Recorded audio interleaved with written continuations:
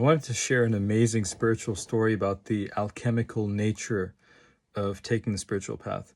There was an Imam in Australia who was a murid of my sheikh. And this guy was actually given the spiritual path by the sheikh. Usually people go to the sheikh to seek the path, but sometimes the sheikh picks someone out because he's aware that that person is ripe.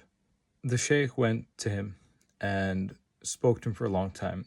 And while they were talking, he kept saying, take the path, take the path. And this guy said, no, I need to tell you everything about myself. And then only will I take the path. He kept talking and talking. Finally, he agreed to take the path.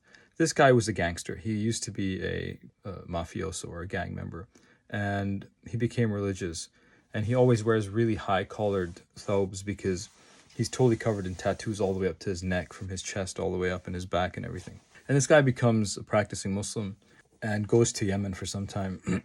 And so he was telling the sheikh his whole story about how he went from being a gangster to becoming an imam. This guy's whole spiritual path after taking the tariq was through suffering.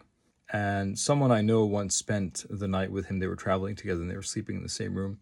And he noticed that the imam, this guy who I was just telling you about, was not sleeping all night. He said to him, what's wrong, man? He said, you don't know what I'm going through on the inside. He said, what? He said, it's really, really difficult. Come here, give me your hand. He took the guy's hand and he put it on his chest. The imam with the tattoos, takes this guy's hand, puts it on his chest. And the other guy, the guy whose hand is on his chest, and the one relaying the story, says, all of a sudden, I felt as if a mountain of pain and suffering entered me. And he said, I couldn't take it. And so he took his hand off the guy's chest and the feeling went away. And so this guy looks at him and says, you see what I'm going through. For some people, their path to Allah subhanahu wa ta'ala after taking the tariq from a sheikh is all internal. It's all overcoming internal difficulties. All this stuff is like purifying you. But it's all through pain and suffering. And pain and suffering sometimes are external things, and sometimes they're totally internal realities that only you feel. But all of these serve to purify you so that you can know Allah subhanahu wa ta'ala.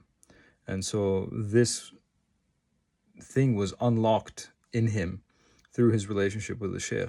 Even though he's not in the same city or whatever, the fact that he took the path unlocked in him this way of purification that's taking place internally until the desired result takes place.